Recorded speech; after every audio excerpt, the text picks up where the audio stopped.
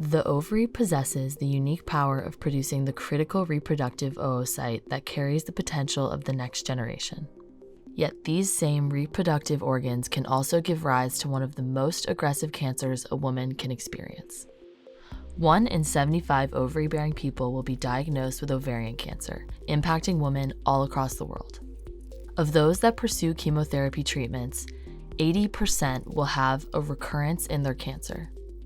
High-grade serous carcinoma, or HGSC, is a subtype that makes up around 70% of all epithelial ovarian cancers. Surprisingly, recent studies have determined that HGSCs do not originate in the ovary, but actually come from the cells that make up the tubes oocytes travel through, known as the fallopian tubes. More specifically, HGSCs come from transformed cells of the fallopian tube epithelium.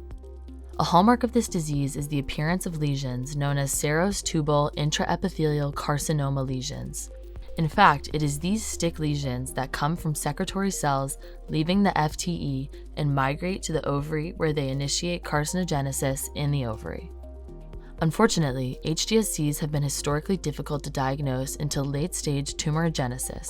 These bleak outcomes associated with ovarian cancer diagnosis and treatment are not surprising given the fact that the fallopian tube development and ovarian tumorigenesis have been nearly impossible to accurately model and study by scientists in the lab.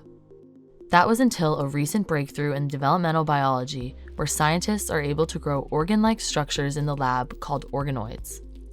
Organoids are a 3D model in which tissue or organs can be recapitulated in an in vitro environment. Researchers begin this process by first reprogramming human somatic or adult non-sex cells into induced pluripotent stem cells that now possess the ability to develop into any cell type of the body.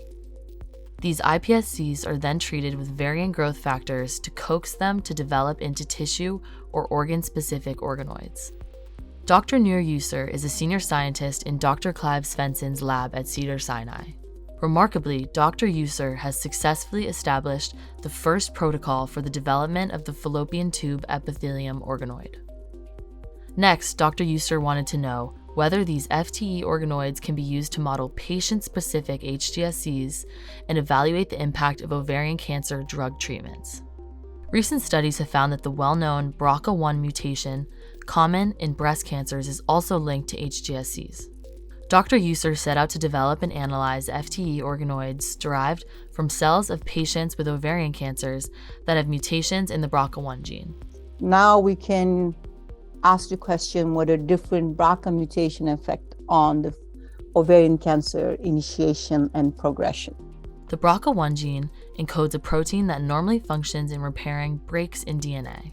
In the general population, there is a 1.37% risk of developing HGSC. However, individuals with a mutation in the BRCA1 gene have a 30-fold increase in developing HGSC.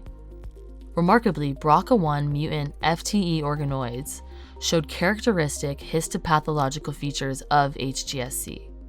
These, among other results, indicated that these mutant organoids showed the progression of HGSC carcinogenesis in vitro. However, can they trigger cancer in vivo? To test this, FTE organoid-derived tumors were inserted into mice. These BRCA1 mutant tumors persisted 6 months post-transplantation and exhibited evidence of carcinogenesis.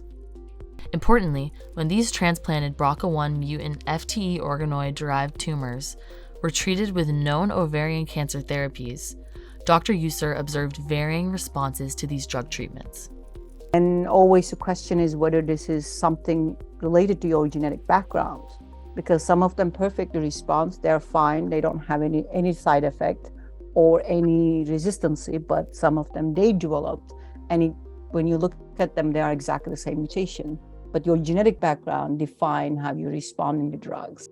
Dr. User's organoid research has opened a door for the potential ability to create patient-specific models to study ovarian cancer and identify the most effective therapies. So these platforms could give us that opportunity to screen based on the genetic background. Human organoid models are at the forefront of developmental biology research today and offer great promise for the study of human-specific development and disease like never before.